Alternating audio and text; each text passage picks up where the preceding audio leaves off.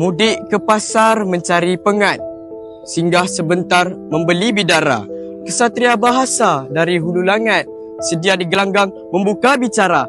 Assalamualaikum warahmatullahi wabarakatuh dan salam sejahtera.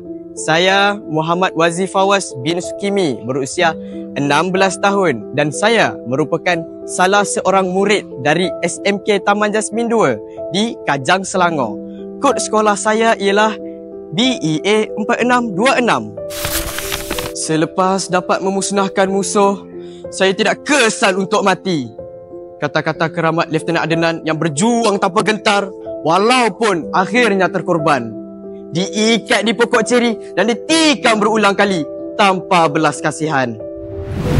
Lieutenant Adnan Wirabangsa, karya Abdul Latif bin Talib. Novel ini telah diterbitkan oleh PTS Publication and Distributors Sendirian Berhad dengan 360 halaman bercetak. Tema utama novel ini adalah perjuangan dan pengorbanan untuk negara. Tatkala membaca novel ini, hati saya luluh dan terasa dengan plot penceritaannya. Lieutenant Adnan bin Saidi dilahirkan pada 14 Ogos 1915 di Sungai Ramal, Kajang, Selangor. Walaupun tempat lahir kami sama, namun keberanian dan semangat memperjuangkan tanah air tidak mungkin saya tandingi. Berbeza ketika melihat filmnya.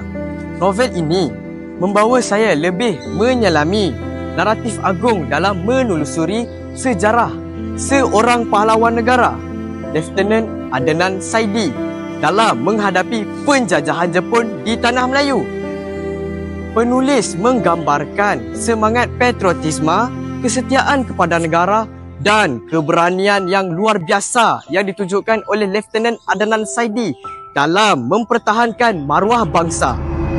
Perjuangannya di Bukit Candu pada 14 Februari 1942 diangkat martabatnya sebagai salah satu pertempuran paling epik Regimen Askar Melayu.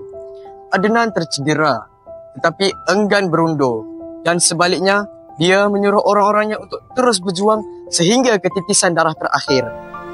Keberaniannya lah yang meningkatkan lagi semangat juang orang-orangnya untuk terus bertahan bersungguh-sungguh. Kerana dendam ramai rakannya yang terbunuh, Adnan diseret dan diserkup dengan guni.